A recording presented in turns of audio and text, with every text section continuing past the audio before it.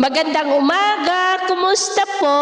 Narito po ulit ang update natin para sa lagay ng ating panahon ngayong umaga po ng January 13, 2025. Sa ngayon po ay patuloy pa rin na malakas ang bugso ng hanging amihan at umiihip na hanggang dyan sa ilang bahagi ng Kabisayaan at ang shear line ay patuloy pa rin na nakakaapekto sa may Visayas at northeastern part ng Mindanao.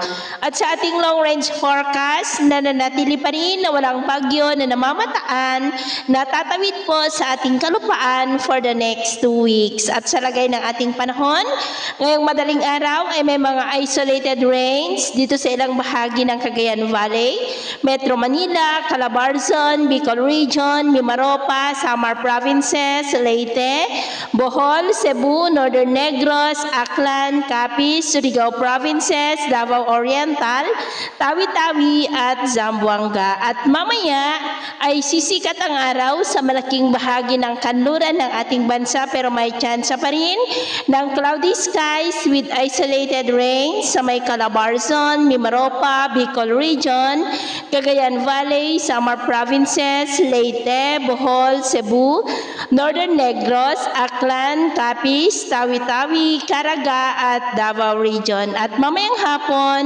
mas maraming lugar ulit ang makakaranas ng mas maulap na kalangitan with isolated rains sa may Southern Luzon, Cagayan Valley, Visayas at ilang bahagi ng Mindanao.